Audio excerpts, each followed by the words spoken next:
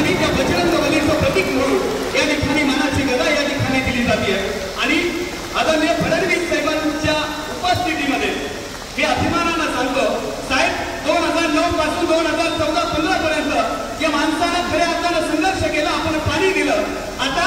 फेटा बांधायची वेळ आली जयकुमार गोळे भाऊनी उर्मडीचं पाणी आलं डोक्याचा फेटा काढला आणि सांगितलं जयकटापूरचं पाणी आणीन आणि डोक्याला फेटा बांधीन फडणवीस साहेबांना माझी विनंती आहे आपण तो चांदीचा फेटा आदरणीय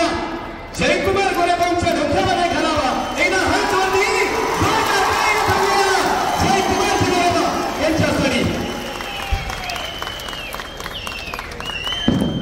मानदेशी जनतेचं स्वप्न पूर्ण झालं आदरणीय फडणवीस साहेबांच्या उपस्थितीमध्ये खऱ्या अर्थानं चांदीचा फेटा या ठिकाणी जयभाऊंच्या डोक्यामध्ये घातला जातोय टाळींचा गजर झाला पाहिजे विनंती करणार आहे आदरणीय देवेंद्रजी फडणवीस साहेबांना मनपूर्वक धन्यवाद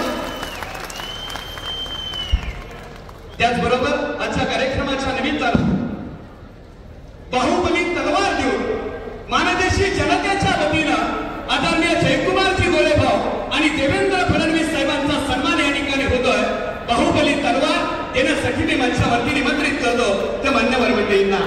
मानदेशी जनतेचा वाद लाल मातीमध्ये लढला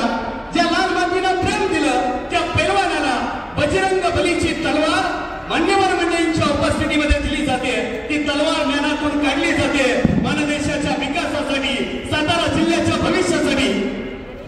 त्याचबरोबर श्रीमंत छत्रपती खासदार उदयनराजे भोसले महाराज साहेबांच्या उपस्थितीमध्ये एकदा हात वरती